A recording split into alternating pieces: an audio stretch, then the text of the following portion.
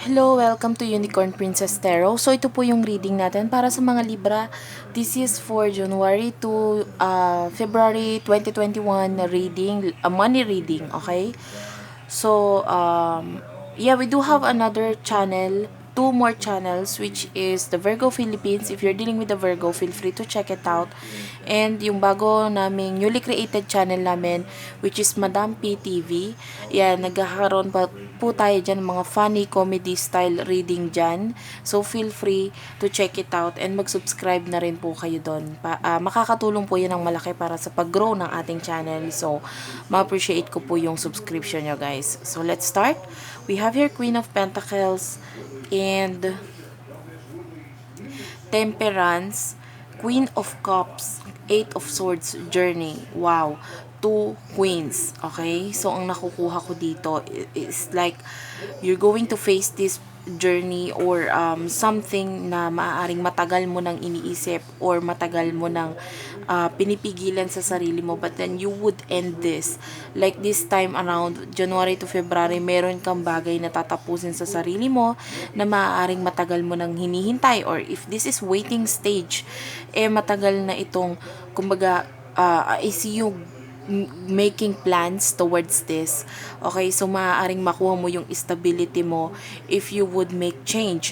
I mean, pwedeng possible na has something to do with moving sa paglilipat ng bahay, or has something to do also with changing, kasi we have your change dito sa bottom, dito na nagpakita dito, we have your change. So possible that you are going to change your job, work, ganyan, kasi nagkaroon ng away, gulo, or kung hindi naman, sa sarili mo ito na matagal mo na pinipigilan and you want stability, and maaaring nakukuha mo sa sarili mo itong high chance ng pagbabago ay gagawin mo na ngayon. Okay? And napakaganda ng sinasabi dito.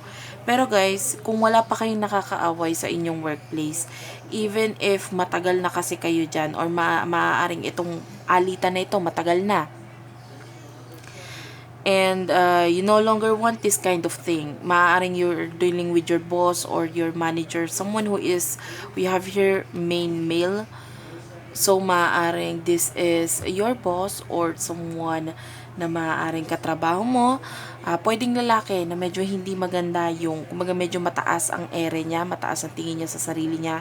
And maaaring you are hiding this pain, meron ka mga pinipigilan, and this time around, you want change. Okay? And maaaring pagbabago din ito sa iyong sarili. Kung hindi sa job, kung hindi sa plans, maaaring pagbabago sa house, pag-change ng, anong tawag dito, ng paglilipat ng bahay. Kung hindi man ay sa sarili mo, you want improvement sa sarili mo, sa katawan mo, you want to be better. Okay? Lalo na kaka New Year lang ng 2021, for some of you gusto magpapayat, ganyan, or you want to build muscles. So, yun yung nakukuha ko dito. And we have here Five of Swords and Courthouse. This is an advice for you guys na kung meron mang pagbabago, kasi para sa ilan sa inyo, yung pagbabago medyo hindi maging maganda. Bakit? Kasi maaaring biglaan ito, especially kung sa workplace mo, medyo merong hindi ka na makontrol dito dahil matagal mo nang iniimpok, matagal ka nang may galit, matagal mo nang pinipigilan ng sarili mo, maaaring mag-cause kasi with the Five of Swords right here, Gemini, Libra, Aquarius energy, possible na magkaroon ng sagutan dito, or kung hindi man sa yung manggaling, dun nga sa person mo, maaaring siya yung magsimula. Okay, yung person na tinutukoy natin dito, alam mo yon kung meron kang person na matagal ng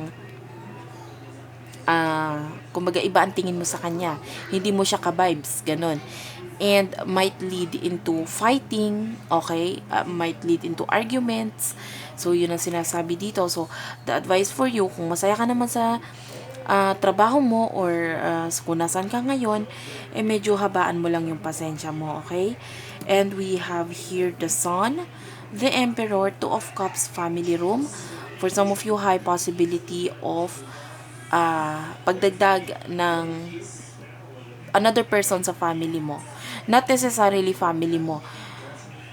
Kung if you are a husband and you have a wife, I mean, you have a husband already or a wife already, if you are already married pala, with the Emperor right here, Aries energy, high possibility na magkaroon dito ng another baby. Okay? So, welcoming another baby dito. And increasing or lalong palalakihin nito ang pamilya with the family room right here. There's growth. I see growth. Okay? Kung hindi man paglilipat sa mas malaking lugar o mas malaking bahay, maaaring kailangan or may growth, high possibility yun nga, yung baby dito. Okay? Kung hindi ka naman, if you're already old enough and hindi na anong tawag dito, kung hindi ka na yung nasa stage na sabihin na nating menopause, wala na. Okay? Or you're still not committed or wala pang husband and wife dito, possible na talagang sa family nyo magkaroon ng growth. Okay? So, merong papasok or may darating sa family nyo na magkakos para magkaroon ng pag-growth dito. So, I see another baby. So, kung hindi sa'yo, maaaring sa mga kapatid mo if you're still living with your parents. Okay? So, we have here the High Priest, the High Priest, Queen of Wands, the Hanged Man, Lovers. For some of you, you might still be waiting for someone. Someone here is waiting. You might be waiting for a soulmate or a relationship. And also, for some of you, may mga nakukuha ko dito na has something to do with a business deal or someone from the past na tinulungan mo. So, yun yung nakukuha ko. For what I can see here, this person that you're dealing with, whether it is a love, okay, whether it is a love life, matagal mo nang hinihintay, this person really badly needs your help. Kailangan niya ng prayers mo. Okay? This person needs your help. He needs your prayers. So, I advise you to pray for this person. Okay? Alam mo yun eh. Ha? Magpapakita yun sa, kumbaga, lagi mo maiisip, bakit naiisip ko tong taong to, biglang naalala ko to. Whether nandito itong taong to or sumakibilang buhay na, this person, specific person na nakikita kong bumabalik sa isip mo sa panaginip mo, and you have to pray for this person. Might be this person matagal nang tumulong sa'yo, nakatulong sa'yo, or vice versa. Pwedeng ikaw yung nakatulong sa kanya. I see also a old person dito. So, kung hindi man ikaw kung hindi man ito lover, maaaring someone who really loves you, which is pwedeng your grandparents, your mother, ganyan. So, this person really badly needs your help. Kahit prayer man lang. And we have here, message of concern, King of Wands, Eight of Pentacles. So, this is telling you na parang kung ano man yung, kasi it has something to do with changes again eh. Kung merong pagbabago sa business, you have to take note of this ha. Huwag magpadalos-dalos. Aralin mong mabuti. Dahil hindi mo nasasabi yung mga taong nasa paligid mo, iba pala yung sinasabi sa'yo.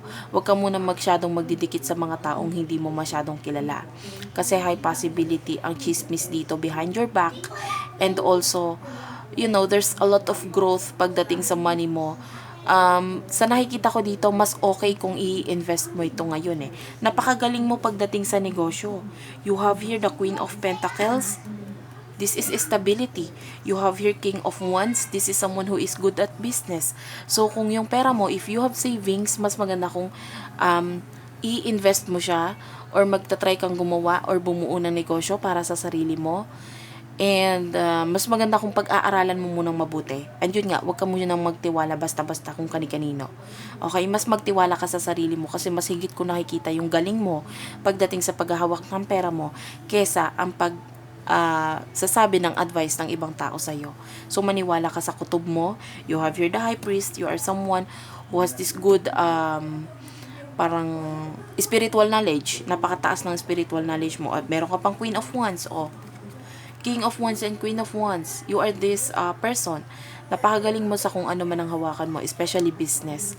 So, gamitin mo yan.